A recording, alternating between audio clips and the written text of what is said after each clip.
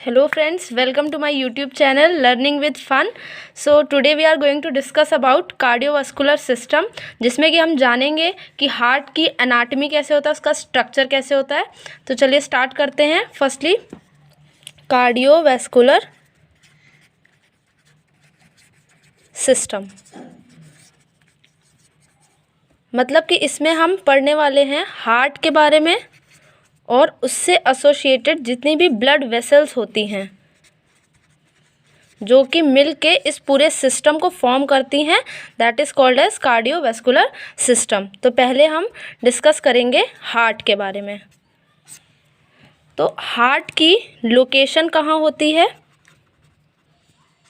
Mediastinum, this is the location of the heart. मतलब दोनों lungs के बीच में एक कैविटी लाइक स्ट्रक्चर होता है जिसको हम बोलते हैं मीडियास्टिनल कैविटी या फिर मीडियास्टिनम, जहाँ पे हमारा हार्ट लोकेटेड होता है। देन बात करें इसके साइज़ की, तो इसकी लेंथ होती है 12 सेंटीमीटर एंड इसकी विड्थ होती है 9 सेंटीमीटर। देन अगर हम वेट की बात करें तो इसका वेट होता है अप्रॉक्स 250 to 300 ग्राम। देन इसके बाद इसकी लेयर्स के बारे में बात करते हैं कि हार्ट में कितनी लेयर्स होती हैं। तो इसकी 3 लेयर्स होती हैं। पहली है pericardium, then myocardium and the last one is endocardium. तो जो पेरिकार्डियम होती है, this is the external layer, ये सबसे बाहर वाली लेयर होती है और ये एक सैक लाइक स्ट्रक्चर बनाती है। Sac like structure, that means इसमें भी 2 लेयर बाद में डिफ्रेंशिएट होती हैं जिसको हम बोलते हैं parietal layer and visceral layer. तो ये एक सैक लाइक स्ट्रक्चर बनाती है जिसके बीच में एक फ्लूइड होता है, जिसको मैं आपको डायग्राम की हेल्प से एक्सप्लेन करने वाली हूँ।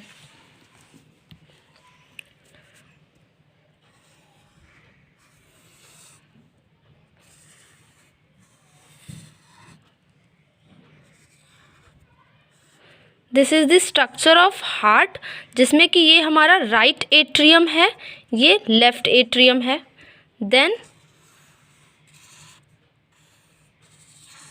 ये लेफ्ट वेंट्रिकल होता है and this is right ventricle. तो जो हमारी लेयर होती है एक्सटर्नल लेयर, ये होती है हमारी पेरिकार्डियम। पेरिकार्डियम।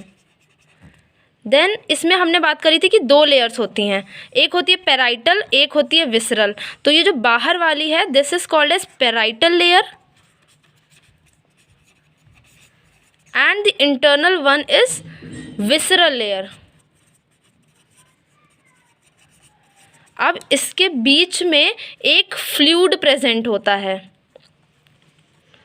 जो कि विसरल लेयर के द्वारा सिक्रीट होता है, that is called as pericardial fluid. Pericardial fluid जो कि हमारे हार्ट को प्रोटेक्ट करता है। It protects the heart from friction during systole and diastole. अब जो सिस्टोल है, systole is the state of contraction, जब हमारा हार्ट कॉन्ट्रैक्ट करता है, and diastole is the state of relaxation.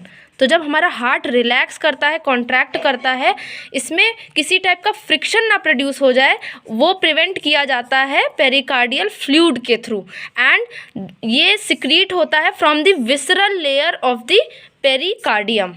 And जो पेराइटल लेयर होती है, इसका फाइब्रस स्ट्रक्चर होता है जो कि हमारे हार्ट को प्रोटेक्शन देता है।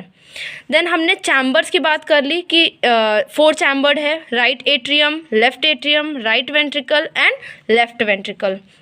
तो अब जो सेपरेशन प्रेजेंट होता है लेफ्ट एट्रियम और राइट एट्रियम के बीच में, that is called as interatrial septum, मतलब this septum separates both the atria from each other. Then अगर हम बात करें वेंट्रिकल के सेपरेशन के बारे में, तो राइट वेंट्रिकल और लेफ्ट वेंट्रिकल को सेपरेट करता है इंटर वेंट्रिकुलर सेप्टम, जो कि दोनों वेंट्रिकल्स के बीच में प्रेजेंट होता है। That's why it is called as inter ventricular septum. अब जो सेप्टम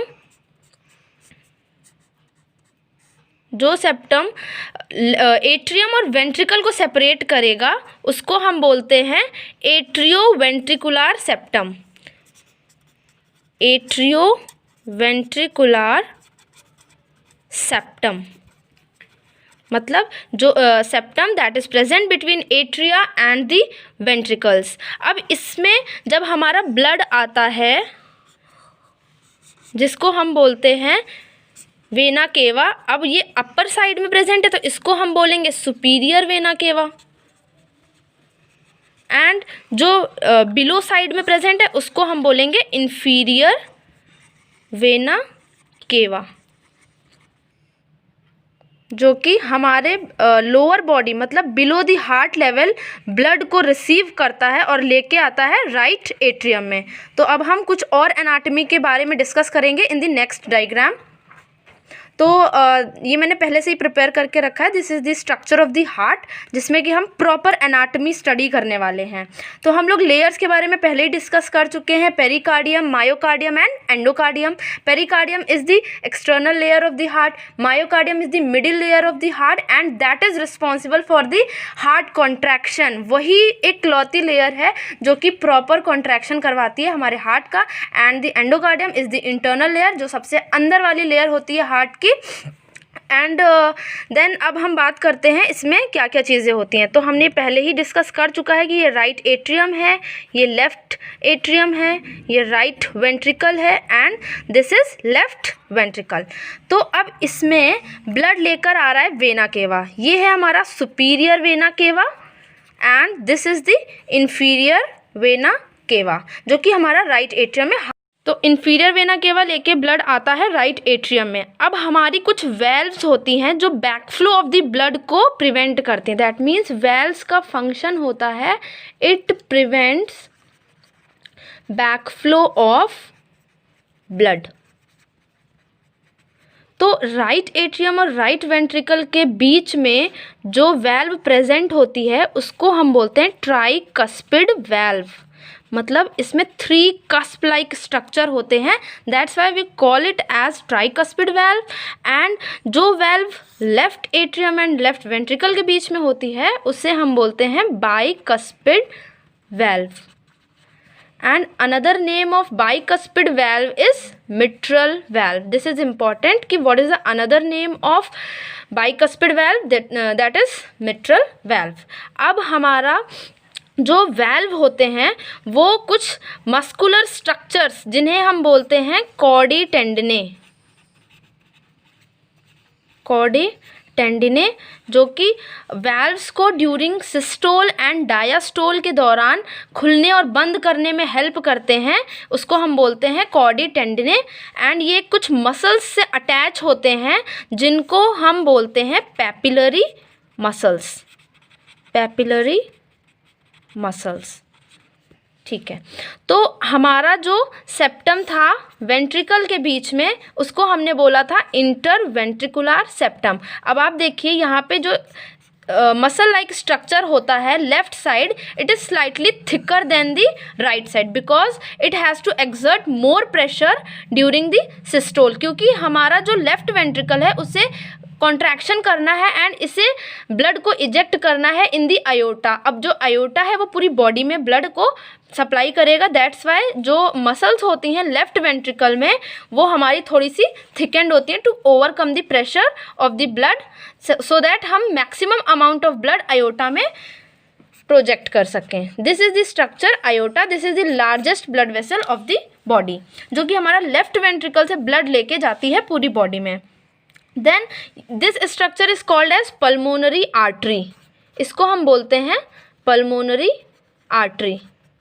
जो ये पल्मोनरी आर्टरी है ये हमारा राइट वेंट्रिकल का ब्लड जो कि हमने राइट एट्रियम से रिसीव किया था इसको लेके जाएगी लंग्स में। हमारा पीछे जो है यहाँ पे ऐसे लंग्स होते हैं, बिकॉज हमने पहले ही डिस्कस कर चुके हैं कि जो हमारा हार्ट है ये मीडियस्टिनल कैविटी में होता है, तो behind the lungs, behind the heart we have a pair of lungs. तो जो लंग्स में ब्लड सप्लाई कर रहा है स्ट्रक्चर उसको हम बोलते हैं pulmonary artery. Pulmonary means lungs, मतलब ये artery deoxygenated blood right ventricle से लेकर जाएगी लंग्स में और वहाँ पे इसका होगा प्यूरिफिकेशन, मतलब वहाँ पे इसको ऑक्सीजन सप्लाई करी जाएगी। एंड जो ऑक्सीजनेटेड ब्लड है वो हमारा 4 वेन्स के हेल्प से आता है जिनको हम बोलते हैं pulmonary veins.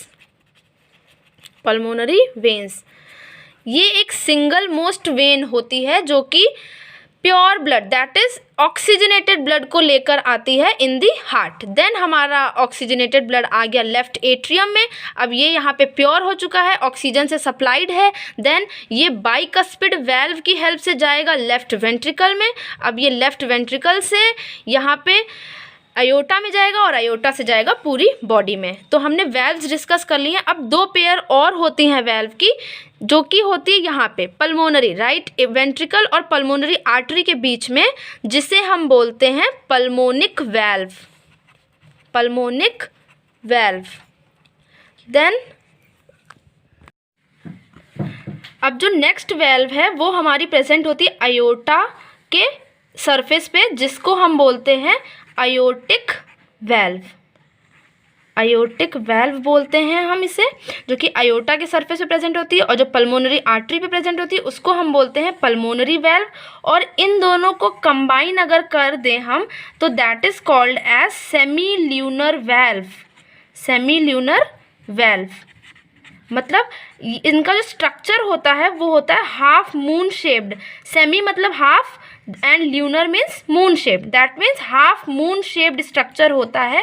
That's why we call it as semi lunar valve. इसमें हमारी 2 वेल्व हमने डिस्कस करी, एक होती है पल्मोनिक वेल्व एंड एक होती है aortic valve. So this was the structure of the heart. अब हम नेक्स्ट वीडियो में डिस्कस करेंगे how the blood is circulating in our heart. If you like this video, so kindly share, subscribe and comment। अगर आपको थोड़ा सा भी इससे हेल्प मिला है so please share।